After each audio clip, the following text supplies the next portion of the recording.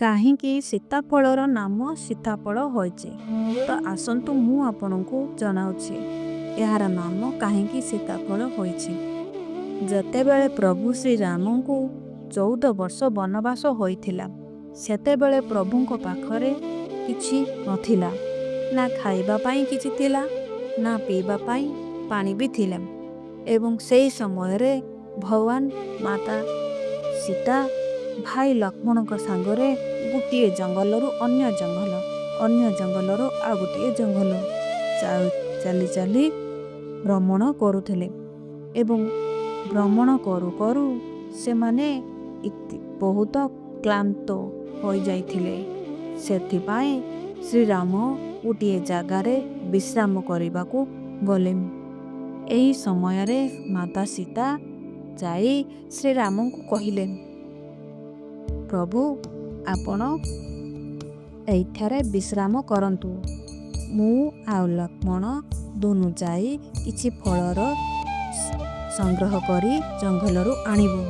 ଏହା କହି ମାତା ସୀତା ଲକ୍ଷ୍ମଣ ଦୁନୁ ଜଙ୍ଗଲକୁ ବାହାରିଗଲେ ଏବଂ ଦୁନୁ ଦୁଇ ପାଖ ଦେଇ ଗଲେ।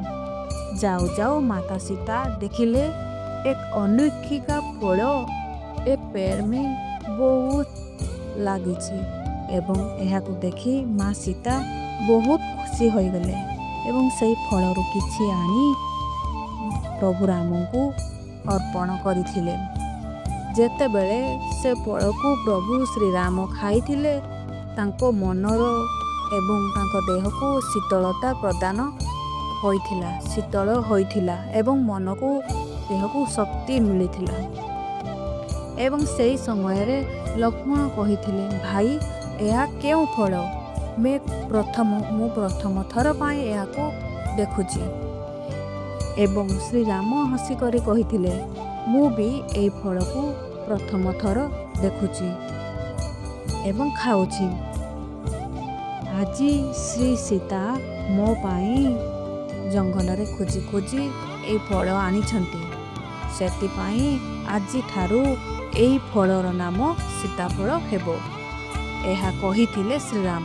ଏବଂ ସେହି ସମୟରେ ଲକ୍ଷ୍ମଣ ପ୍ରଭୁ କହିଥିଲେ, ମାତା ଆଜିଠାରୁ ଏ ସଂସାରରେ ଏହି ଫଳ ଆପଣଙ୍କ ନାମରେ ପରିଚୟ ପାଇଲା। ସେହିଦିନ ଠାରୁ ସୀତାଫଳକୁ ଆମେମାନେ ସୀତାଫଳ ବୋଲି କହିଲୁ। ଜୟ ଶ୍ରୀରାମ।